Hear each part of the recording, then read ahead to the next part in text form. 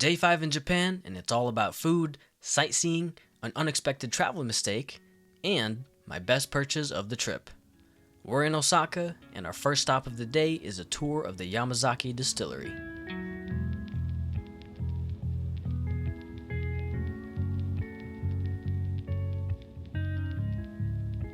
We arrived at the station to meet our tour guide, and while waiting, we grabbed some breakfast at the Daily Yamazaki next door. I grabbed a Katsu Sando before trying out the spaghetti. For some reason, my sister became a huge fan of it and wanted more spaghetti throughout the trip. I gave it a try, and surprisingly, it was really good. Japan's Konbini really never disappoints. We also got to try out the sweet soy sauce Dango, which was chewy, slightly sweet, and a bit savory.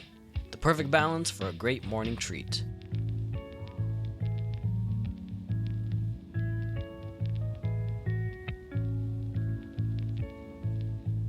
It was at this point that we realized the tour was actually booked for the next day. So, we'll come back here tomorrow and save that tour for the next video. But hey, at least we had some great food to start the day.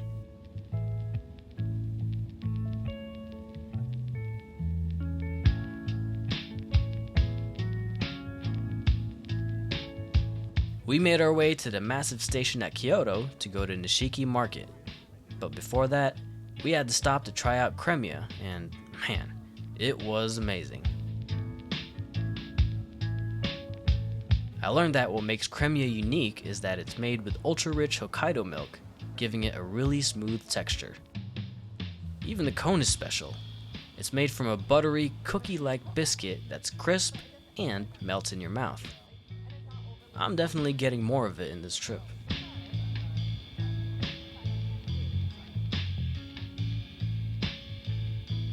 As soon as we got to Nishiki Market, we went straight for the first thing we saw. A skewer with grilled jumbo shrimp and Wagyu beef. They were so good that no seasoning was even needed, but we still tried them with a spice.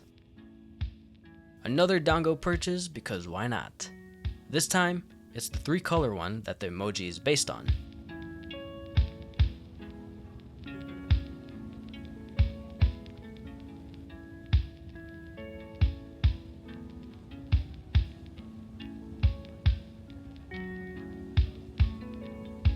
There were so many food options at the market that you just really have to stop whenever you see something you'd like to try it out, like the seared fish and tempura shrimp.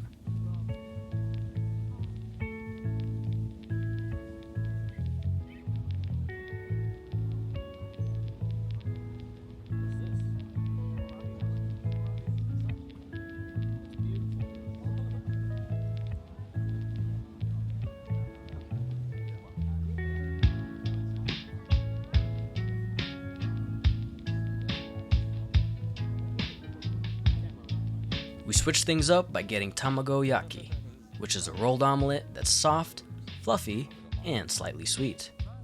Each bite was light and delicate, and I'd love to try making this at home. It can't be that hard, right?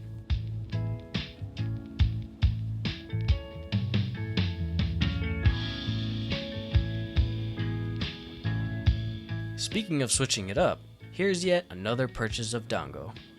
Or so I thought. This was actually Kyoto mochi balls with a caramelized glaze. It's similar to what we had earlier, but this one was softer and chewier. And a bit bigger.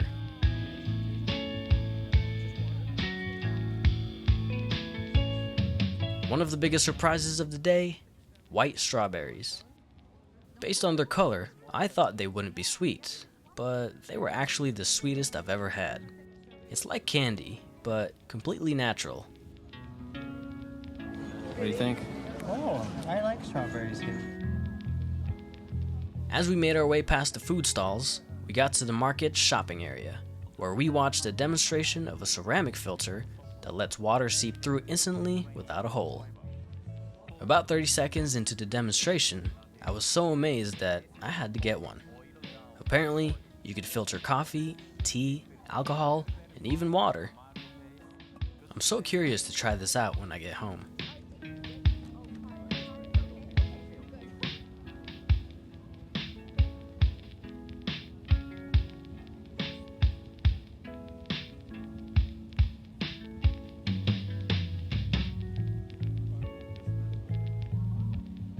Then we arrived at the knife shops. There were so many different options and designs to choose from, but I finally picked a Santoku knife. I was able to have my name engraved and even got it shipped back home. This was the one thing I really wanted to buy in Japan, and now my wish came true. I wanted a versatile, high-quality knife for cooking, and the personal engraving makes it perfect for filming future videos.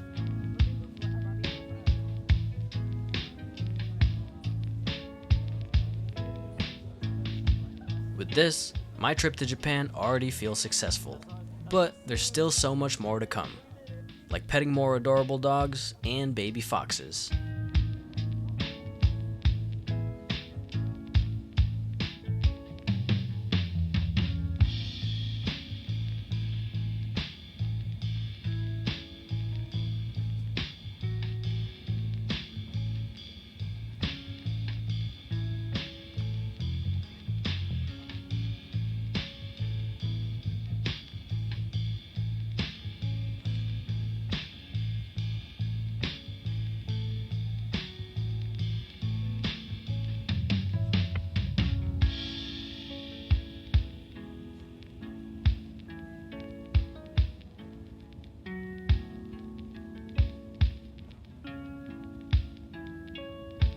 For dinner, we went to a spot where I had gyukatsu for the first time.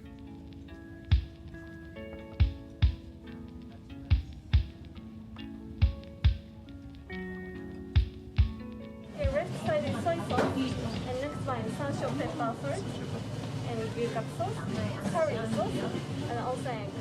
And beef is medium rare, so if you cook more, please do it. Okay, thank you. Thank you. ありがとうございます。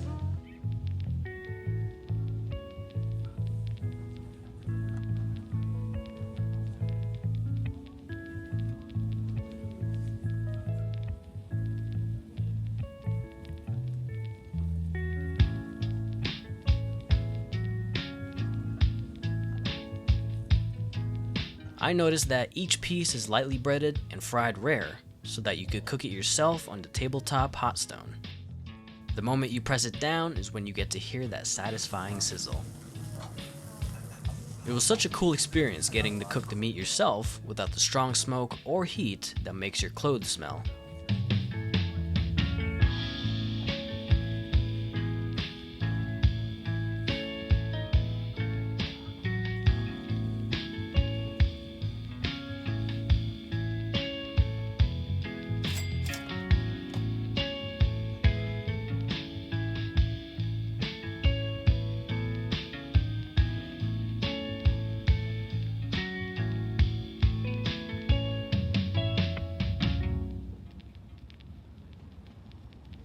With all that food, we walked it off and headed to the Fushimi Inari Shrine.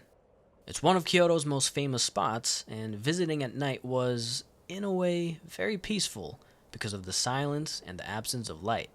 All we heard was the wind, and the only light came from the lanterns, casting shadows on the red pillars. Very eerie, but definitely a peaceful experience. We headed home after a long day, but it wasn't over just yet. We stepped out to 7-Eleven to stock up on snacks before starting the new season of Severance. Those pizza chips were amazing, by the way. But that is it for day 5. Thank you so much for watching, and be sure to hit that like and subscribe button to stay tuned for the next travel vlog, where we go on a Yamazaki distillery tour and explore more of Osaka. So, we'll head back to the same station first thing in the morning. See you then.